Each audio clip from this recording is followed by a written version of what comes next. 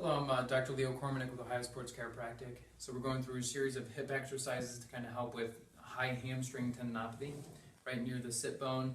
This exercise sort of transcends any hamstring issue. It obviously can be used for high hamstring tendinopathy.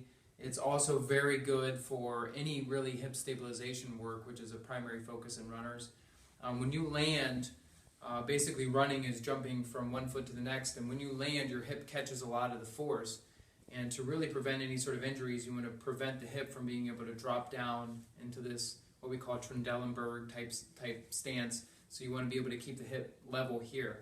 This exercise that I'm going to show you, which is called hip pivots, will help strengthen some of the small little stabilizer muscles on the side of the hip. And they're going to strengthen it in a weight-bearing position, which obviously is running. So to do this, what you're going to do, again, these kind of would go with a lot of the other hamstring exercises.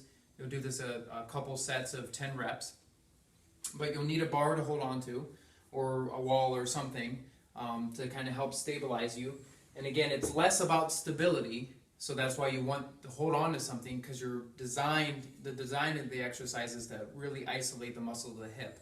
So I know you can add in some stability balls and things like that, but we're just going to stay away from that for now. We're going to focus on just the muscle of the hip. So you're going to get in this position here, and say I'm working the left side.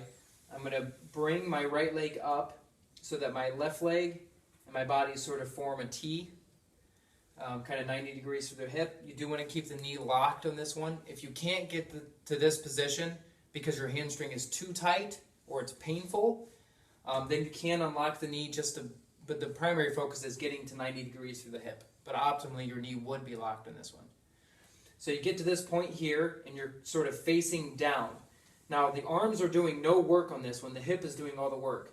So what I'm going to do is I'm going to contract the muscles on the side of the hip to lift my pelvis up and face this direction.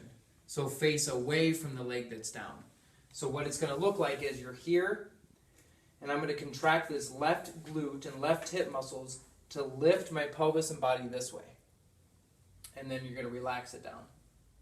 And then lift and relax it down.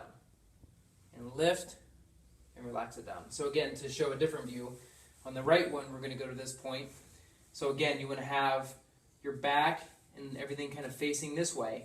And then this area of the hip will contract to lift the back and pelvis up in this direction.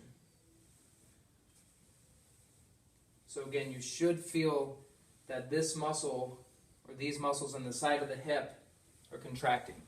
Again, they're called hip pivots. It is kind of a complicated exercise to do, but very valuable nonetheless. And so again, a couple sets of 10 reps should suffice. Thanks.